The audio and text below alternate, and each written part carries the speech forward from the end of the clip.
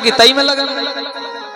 सब मस्त हैं अपने अपने में, लेकिन नहीं पता कि सुख का लोभी मनुष्य उस यमराज के उस कील को नहीं देख पा रहा है जो चुभने वाली है।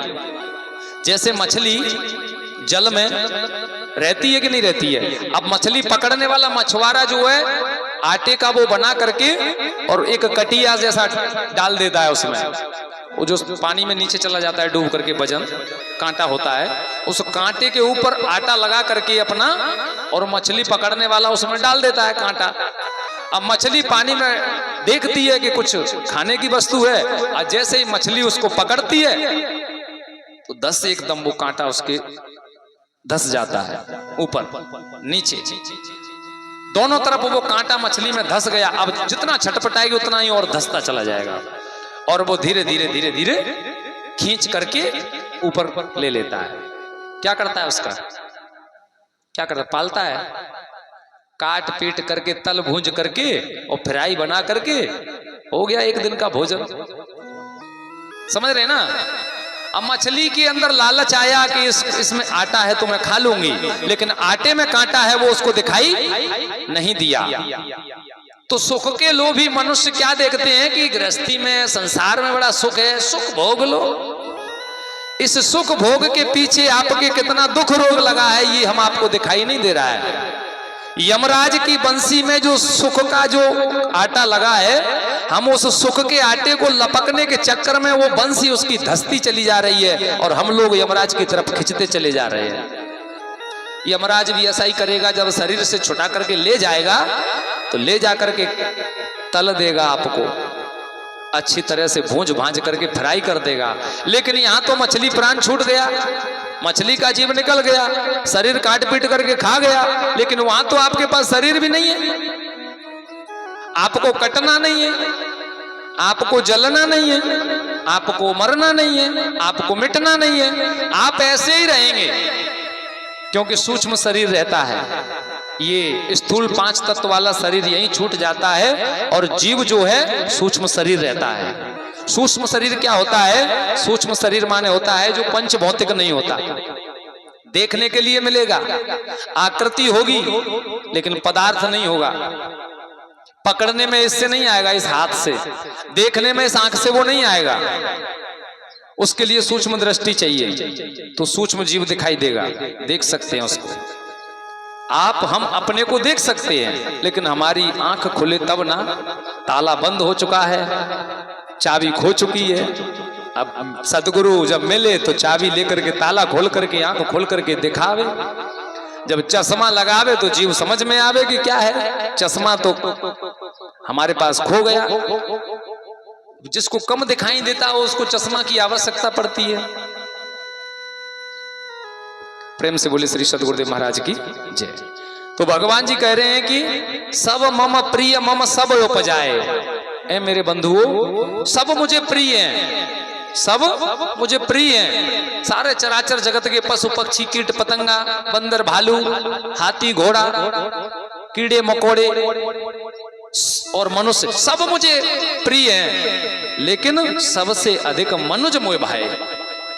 भगवान जी कहें कि सब मम प्रिय मम सब उपजाए। सब मुझे प्रिय हैं और मेरे द्वारा सब पैदा किए गए हैं, लेकिन सबसे अधिक मनुज मोह भाए, सबसे अधिक मुझे मनुष्य अच्छा लगता है। राम जी कहे, लेकिन मनुष्य को सबसे अच्छा भगवान अच्छा नहीं लगता, भगवान की वस्तुएं अच्छी लगती है। सबसे अधिक भगवान की वस्तुएं अच्छी लगती है। ये मनुष्य शरीर जो हमको मिला है, इसकी महिमा हम आपको इसलिए सुना रहे हैं कि आप अपने को शरीर समझ बैठे हैं। आप शरीर नहीं हो। ये आते जितनो काम लेनो है ले लो, नहीं तो ये कबाड़े में बिछेगी भैया।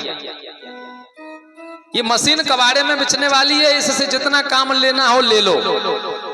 और हम कहेंगे कि ट्रैक्टर खेत जुताई के लिए मिला है तो इसको खेत ही में चलाओ। गाड़ी रोड पे चलाने के लिए मिले तो गाड़ी को रोड ही पे चलाओ, खेत में मत चलाओ।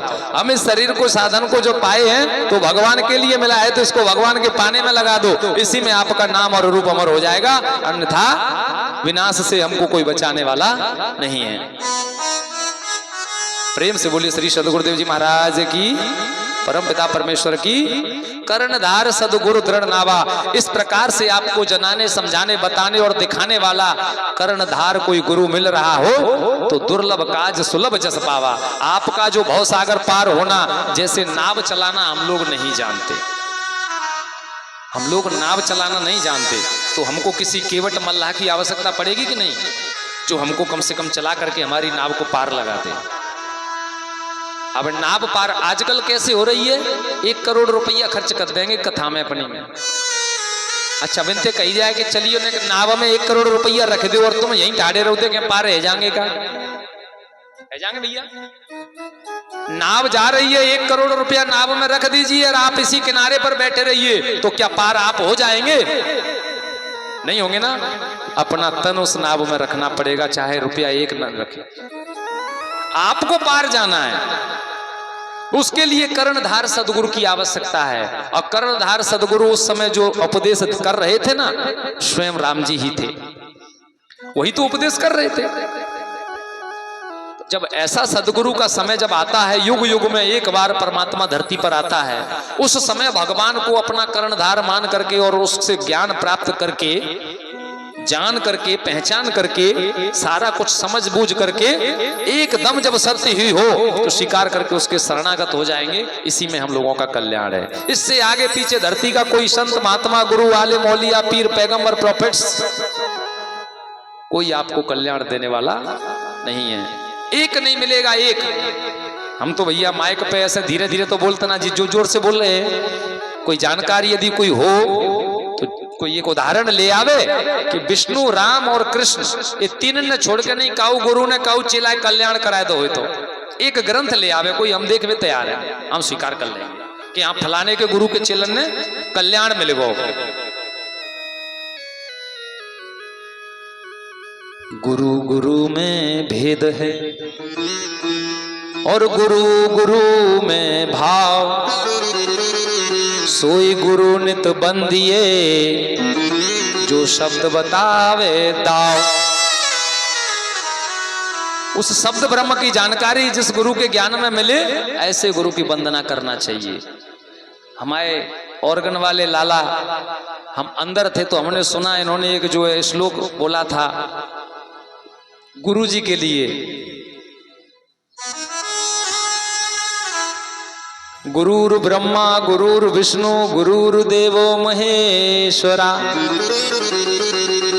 गुरुर् साक्षात परम ब्रह्म तस्मै श्री गुरुवे नमः।